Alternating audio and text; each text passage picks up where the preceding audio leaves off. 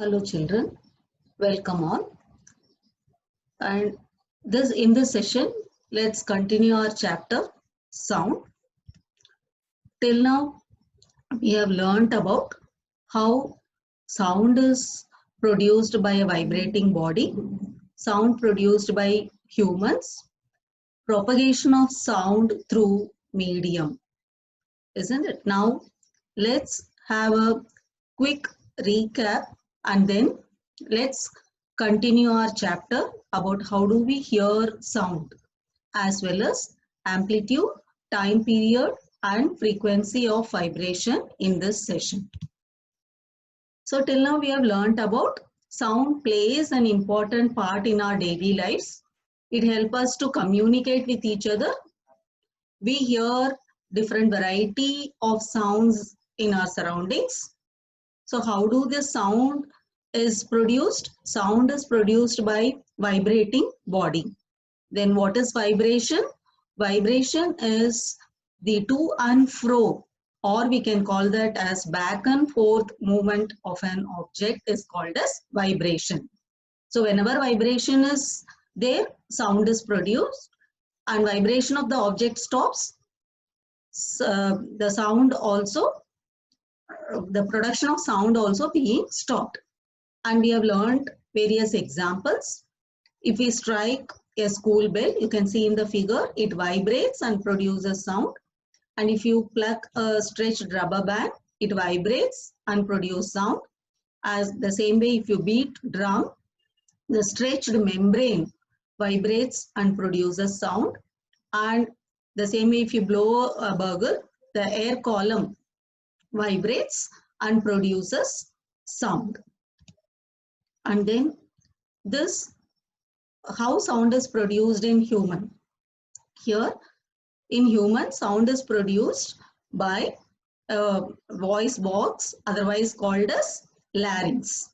And here larynx, when we speak, and you can see that there are two vocal cords which as stretched on the larynx or voice box in such a way that it has a small gap, and if when the air pass through this gap, it vibrates and it produces sound. So when we speak, air is forced into this small gap by the lungs, and this makes the vocal cord to vibrate. As we know that vibrating object produce sound. Sound is produced due to vibration of vocal cords in humans. And then we have learned about how sound is traveled, that is propagation of sound in medium.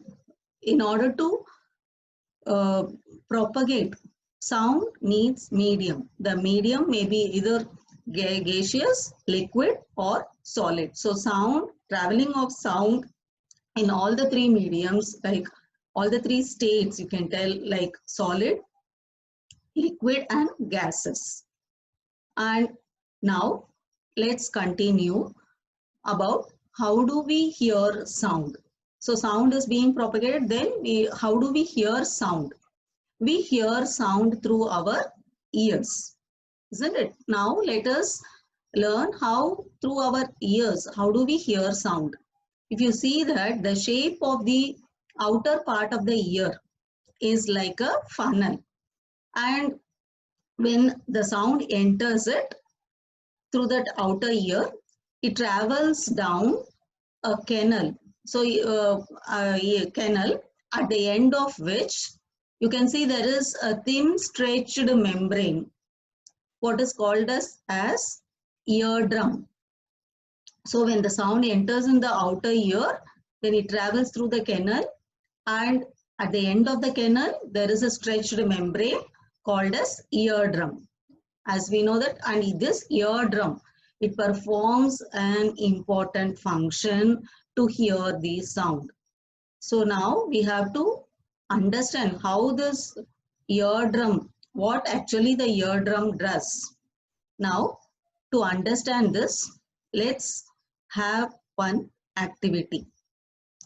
See, you can take a plastic bottle or you can take a tin can and you have to cut it ends. And so now, so in cut its ends, and one end you have to stretch a piece of rubber balloon across the end of the can or end of the plastic bottle and make it fixed with a rubber band. So you can see it in the figure, that yellow color one, it is a stretched rubber balloon, and on that stretched rubber balloon which is being fixed at the end of the plastic by a rubber band, and at the top of the stretched balloon you keep rubber, you keep 4-5 grains.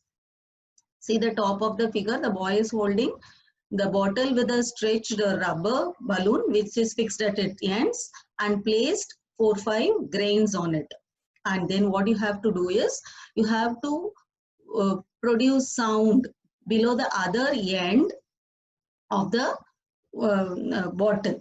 And when you speak or when you make any noise, you can see that the grains jumping of the grains. This is because whenever sound is produced, it what it does, it vibrates. It makes the stretched rubber to vibrate. Because of that, the grains jump. And the same way, here if you see, you can see here, this is the structure of our ear. See that left hand side, you can see that outer ear, it is a funnel-like structure which leads to a canal, what it is called as ear canal. And at the end of the ear canal, you can see that eardrum. This eardrum, actually what we have learned in that activity is similar to that of a stretched rubber balloon on the bottom. Got it? And then after that eardrum, you can see that middle ear.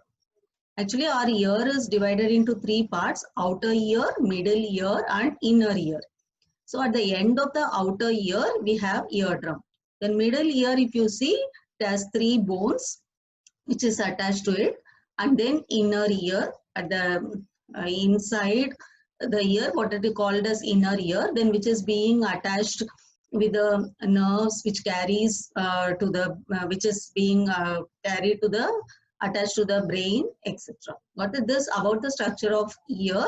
You will be learning in detailed manner in your higher classes, that is in 9th standard. Now what you should know is, where is eardrum present? Eardrum is present at the end of the canal, ear canal. That is outer ear, which is leads to ear canal, which ends at eardrum. Got it? And this sound vibration, it makes whenever the sound enters through our outer ear, it passes through the ear canal and it makes the eardrum to vibrate. And this vibration of the eardrum, it travels to the inner ear, and then from there signal goes to the brain. So this way we hear sound. Got children? And see here, you can see clearly the eardrum and the inner ear. So from outer ear, the sound passes to the outer ear is like funnel shaped structure, and it that is passed through the ear canal and then ends makes the eardrum to vibrate. Then from there it enters into the inner ear. Then from there it reaches our brain. That is what here we understood that we can understand that the eardrum, because of the vibration of the eardrum, we could hear sound, isn't it? So eardrum plays an important role in our hearing. That is why we must never put a sharp pointed or hard things into your ear. So sometimes if you want to clean it by this very sharp safety pin or by this pencil and all, if you put it inside your ear, it can damage the eardrum. So once the eardrum get damaged, you just imagine the bottle which is fixed with the rubber balloon, when it is being torn off, then It cannot vibrate. So vibration, if it is not there, sound cannot be produced, isn't it? So it can damage the eardrum. So the damaged eardrum can leads to impaired hearing. Means we cannot, afterwards we cannot hear properly. We cannot hear one. So it is very important to note that never put sharp or pointed or hard thing into our ear. For children, now next pass to next your topic, that is amplitude, time period and frequency of a vibration. So now let us learn one by one all these three. Amplitude. See, what is amplitude? Amplitude is a maximum displacement of a particle from its mean position in either direction. Got it? That is up and down. Got it? Or in or right and left. This in either direction is called as amplitude. So amplitude, we know that sound is the form of waves, isn't it? The to and fro motion of a particle makes it vibrate. So amplitude is a displacement of a particle from its mean position. You can see it in the figure, from its rest position. Displacement of a particle from its mean position in either direction is called as amplitude, and it is denoted by the symbol centimeter, and it is measured in centimeter. Next, what is time period?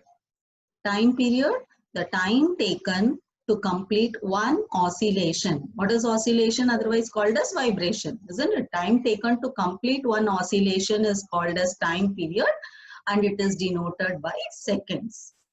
So what is amplitude? Is a maximum displacement of a particle from its mean position in either direction is called as amplitude. And what is time period? The time taken to complete one oscillation is called as time period. And now what is oscillation or what is vibration? We already know that the to and fro motion of an object is known as vibration, which is otherwise called as oscillatory motion, isn't it? Now let us continue. What is frequency of oscillation? This is what we have already learned in 7th standard, isn't it? The number of oscillation per second is called as frequency of oscillation. In 1 second, how much oscillation takes place? That is called as frequency of oscillation. And frequency is expressed in hertz, and its symbol is Hz. So what is frequency? The number of oscillation per second is called as frequency of oscillation, and it is expressed in hertz, and its symbol is Hz. And so a frequency of 1 hertz, what do you mean by that? If any frequency of 1 hertz means in per second there is 1 oscillation. So 1 oscillation per second is denoted by frequency of 1 hertz. Got it? And now next question is, see, if an object oscillates 20 times in 1 second, what would be its frequency? So 1 second there is 20 oscillation. So what is frequency? Frequency is nothing but number of oscillation per second. Here per second means 1 second. In 1 second there is 20 oscillation. So what is frequency? It is nothing but 20 hertz. So frequency of an object is 20 hertz. And now you can recognize many familiar sounds without seeing the object producing them, isn't it? Sometimes when anybody calls you, whose voice is very familiar, you can recognize them without seeing them or without being introduced by themselves, isn't it? How is it possible? So this sound must be different so that we can recognize them. So what are the factors make them different? That is, what are the factors are there to make different sounds? That is nothing but amplitude and frequency. So amplitude and frequency are two important properties of any sound, and because of which we can differentiate sound. So how do we differentiate sound? We can differentiate sound on the basis of their amplitude and frequency. Yes, children, what is amplitude? Amplitude is a maximum displacement of a particle from its mean position in either direction. And what is frequency? Frequency is nothing but the number of oscillation per second is called as frequency of oscillation. So we can differentiate sound on the basis of amplitude and frequency. Okay, children. So till now we have learnt about sound is produced by vibrating objects. In human being, the vibration of the vocal cords produces sound, and sound propagate or travel through a medium like gas, liquid or solid, but it cannot travel in vacuum. So sound cannot travel in vacuum. And the eardrum senses the vibration of sound, and then it sends signals to the brain. This process is called as hearing. So eardrum plays an important role in the process of hearing. And then we have learned the number of oscillation or vibration per second is called as frequency of oscillation, and it is expressed in hertz. And amplitude, the maximum distance of a particle from its mean position in either direction is called as amplitude, and larger amplitude makes a louder sound. So about this louder and this shrill sound we will be learning in our next session. That's all for this session. Thank you.